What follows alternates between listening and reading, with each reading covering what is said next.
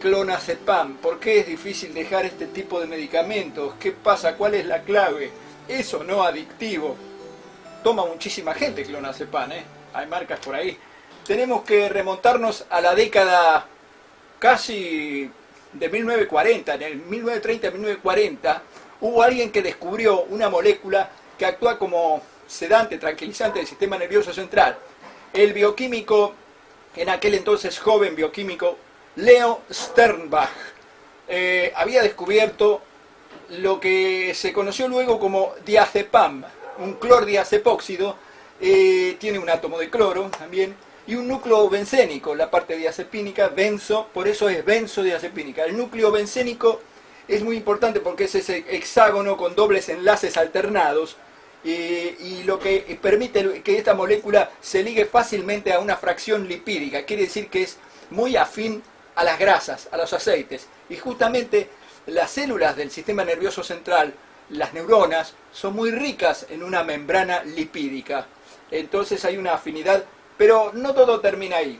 Recién fue en 1963 cuando, trabajando para el laboratorio Roche, se patenta, y con un éxito fenomenal, el Valium, la marca comercial, y bueno, se prescribió a todo el mundo, pero tendríamos que remontarnos también a un hecho bastante interesante que estaba ocurriendo a nivel sociológico. 1963, dije, estaba ya desarrollándose, se había declarado hace poco, la guerra de Vietnam. Vietnam, que Estados Unidos creía que iba a ser fácil, iba a durar menos de un año, duró 12 años. 12 años donde los marines y muchas miles de familias norteamericanas que esperaban el retorno de sus hijos sanos y salvos, bueno, volvían en sobretodos de madera. Entonces empezó a surgir una gran depresión, una especie de psicosis había sobre la guerra, grandes manifestaciones de hecho se han hecho, sobre todo en las grandes ciudades de Nueva York, también Roma, en Francia, pacifistas, el movimiento hippie, fue un auge donde la gente buscaba refugio en calmar su angustia y su depresión. Y ahí empezó a tener éxito estos medicamentos, entre comillas, los sedantes, los tranquilizantes, que al principio fueron dados así para combatir el insomnio, pero después se le encontró alguna utilidad para los llamados ataques de pánico. Tal es así que derivó, con el correr del tiempo ya hay más de una veintena que han heredado la molécula benzodiazepínica, y el más vendido actualmente es el clonazepam, con sus distintas marcas. Nosotros tenemos unos pequeños datos que le vamos a dar ahora. Por ejemplo, en la República Argentina, en lo que va de este año, en Argentina se han vendido 200 millones de unidades de cajas de 30 comprimidos cada una. Se han expendido 87 millones de recetas. Quiere decir, sin contar lo que se vende sin receta. Vamos por parte, ¿no? Si ustedes averiguan el precio en la web, pueden multiplicar por las unidades que se han vendido, 200 millones, así. Y la cantidad de pastillas, 30 cada cajita. La proporción de ingesta es que entre las personas de 20 y 65 años de edad, en ese rango etario, el 18% son mujeres y el 13% hombres. El porcentaje de mujeres que empieza a tomar mucho más cantidad de este psicofármaco aumenta en la edad de la menopausia. Ahí hay también un dato clave, en el tema de la edad reproductiva, la merma de la producción de ciertas hormonas. Bueno, más de 9 millones de argentinos se considera que consumen psicofármacos o han consumido en algún momento y lo siguen consumiendo de manera crónica. Vamos a hablar de algo que conocemos desde hace mucho tiempo. Ahí, por ejemplo, les muestro un certificado que hace muchos años recibí porque asistí al seminario que dio el laboratorio Roche en la Universidad de Buenos Aires, década del 80, pero ya esto se venía prescribiendo hace mucho en el hemisferio norte. De ahí me quedó este recuerdo, es una monografía. La Asociación Argentina de Psiquiatras, en el número 12 del año 2000, ya iniciado el siglo XXI, nos invita a otro seminario con el auspicio el auspicio de su fármaco estrella, clonazepam, el laboratorio Roche, el sponsor de toda esta. Y aquí tenemos un montón de páginas donde se habla de los distintos tratamientos, incluso trastornos de la sexualidad, trastornos de la depresión, del Alzheimer, comportamiento, enfermedad de parálisis supranuclear progresiva. Bueno, todo esto está destinado a los profesionales de la neurociencia, no lo puede entender el común de los mortales, pero vamos a tratar de bajar al lenguaje un poco más conocido para que entienda la gente, porque si no acá se está luchando contra un fantasma de metal. Le digo esto porque cuando me refiero al fantasma de metal me refiero a un fármaco diseñado para generar mucha demanda porque es adictivo. Vamos a ver por qué. Veamos. Tenemos que estudiar. Yo tengo un esquema acá de un corte anatómico de la cabeza, visto de sagital se llama porque pasa por el medio. Aquí está el cerebelo, el cuerpo calloso por el medio, ahí está el mesencéfalo, la protuberancia, y vamos a marcar algunas cosas que le vamos a desglosar aquí.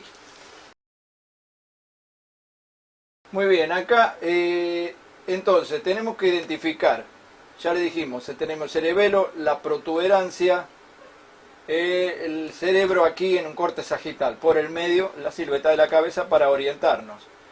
Hay tres núcleos, los núcleos donde se acumulan unas células clave. Tenemos el núcleo aquí del área ventral tegmental, aquí. Tenemos también el núcleo amigdalino, aquí.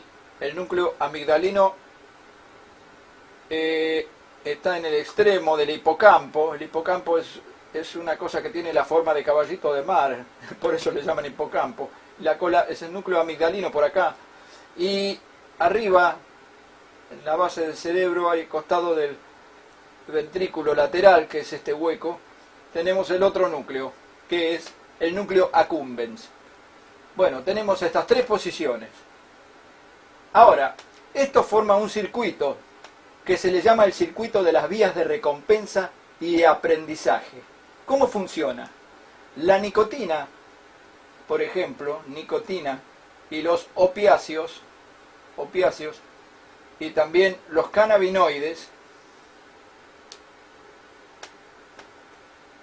activan la transmisión de dopamina desde este núcleo y desde este, el accumbens. Quiere decir que este fabrica dopamina, que le ponemos la letra DA, dopamina, y este también, dopamina. Ahí está.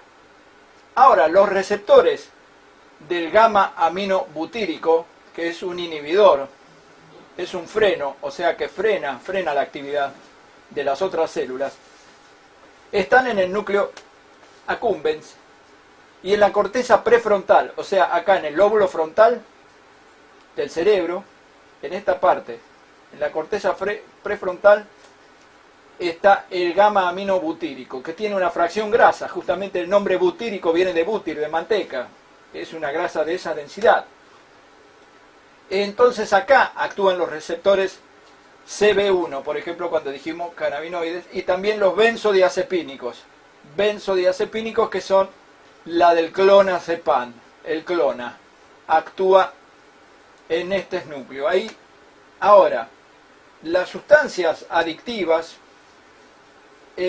hacen que se libere demasiado dopamina. Aquí tenemos, se libera demasiado dopamina, y las benzodiazepinas, como el clonazepam, inhiben la producción del gamma aminobutírico, que es el freno, y este, al dejar de frenar acá, hace que se descargue todo el tiempo sobre el núcleo accumbens, ahí pidiendo la necesidad de más sustancia. Se origina una desinhibición de la dopamina y se satura este núcleo, generando adicción y dependencia física, nada menos.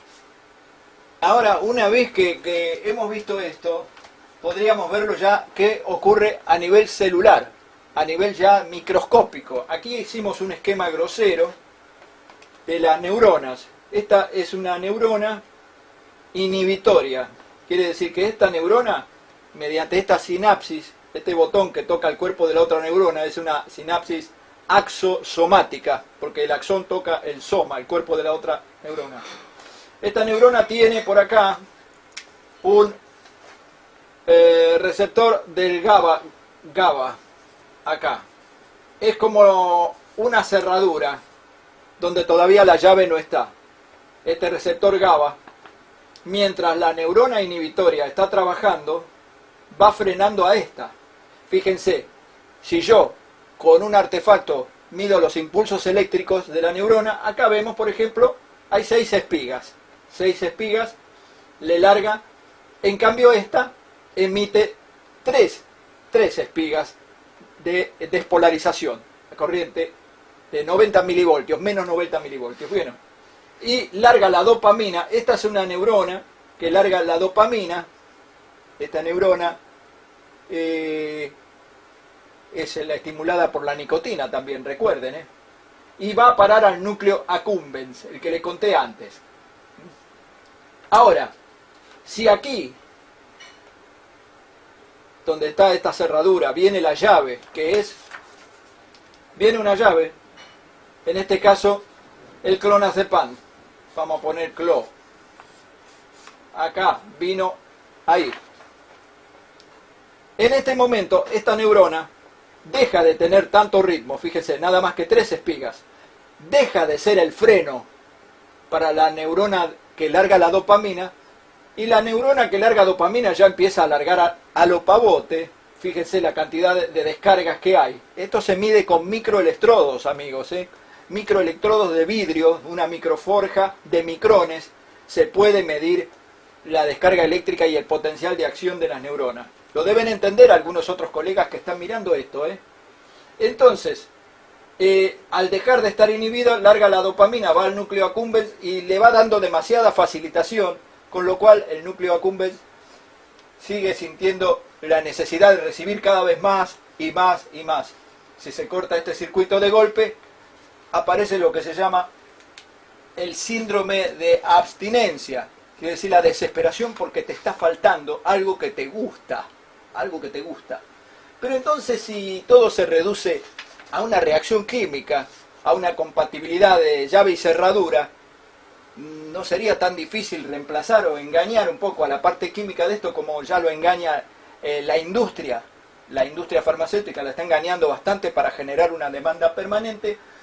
Sí, hay productos naturales. Muy bien, y no está de más contribuir por de dónde sacamos los datos, ¿no? Porque a nosotros nos gusta, este se los mostré, ¿no?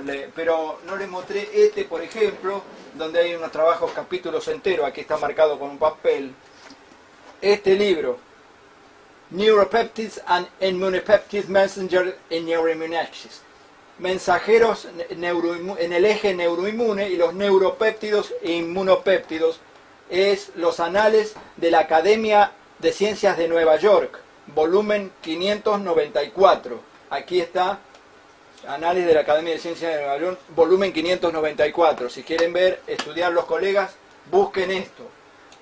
También trabajamos hace unos años teniendo en cuenta este formulario que el ANMAT, la Administración Nacional de Medicamentos, Alimentos y Tecnología Médica, deja este formulario para llenar a todos los médicos cuando viene un paciente y dice tuve tal reacción adversa con un medicamento. Los profesionales tienen la obligación, se llama formulario de comunicación de efectos indeseables, datos del paciente, nombre, peso, altura, edad, sexo, la descripción de la reacción adversa. Por ejemplo, suponete le empezó a dar náuseas un medicamento que hasta ahora a nadie le había dado náuseas, le ponemos acá, le ponemos qué fármaco era, el número de partidas si es posible, las fechas de vencimiento, el nombre del laboratorio, consideraciones de la reacción que el profesional debe consignar. Esto es un formulario oficial. También tenemos, bueno, en fin, le podría mostrar muchos más libros, pero los que nos han enseñado mucho más a lo largo de la práctica son los mismos pacientes, el mismo estado. Muchas veces nos revela mucho más que los análisis de laboratorio. Nosotros, por ejemplo, hay a varias personas que le aconsejamos mascar trocitos de regaliz.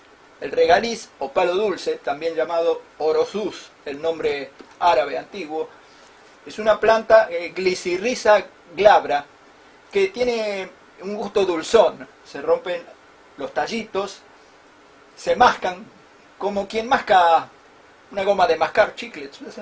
Tiene en la boca un rato eso y larga ese sabor. Pues tiene unas moléculas muy parecidas a las que van a parar a esta llave. Si uno se acostumbra a ir mascando el regaliz, puede crear una adicción favorable, depurativa, positiva. El regaliz es antiinflamatorio también. Lo he comprobado en varios casos de pacientes que a lo largo de los años que venimos viendo han logrado dejar de fumar, con el que no lo podían creer. ¿Sí? Ahora me hice vicioso con el regaliz, dice. No lo puedo dejar. Pero el regaliz no te contamina los pulmones, no te causa farmacodependencia, esas cosas adictivas ni conducta depresiva.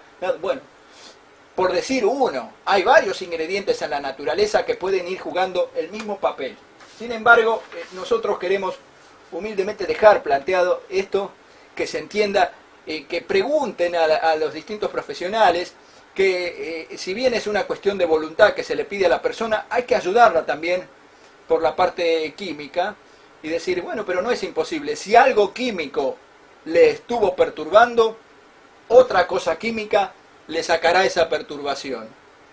¿Se entiende? Es una lógica sencilla, pero constructiva.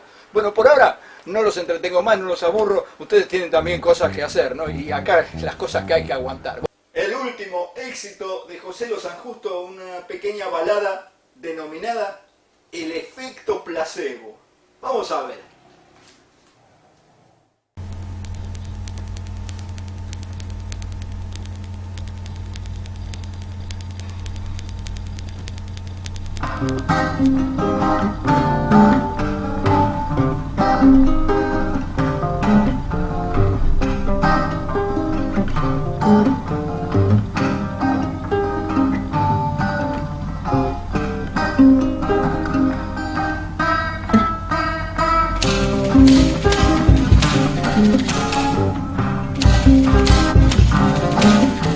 Efecto placebo, trabaja funcional todo.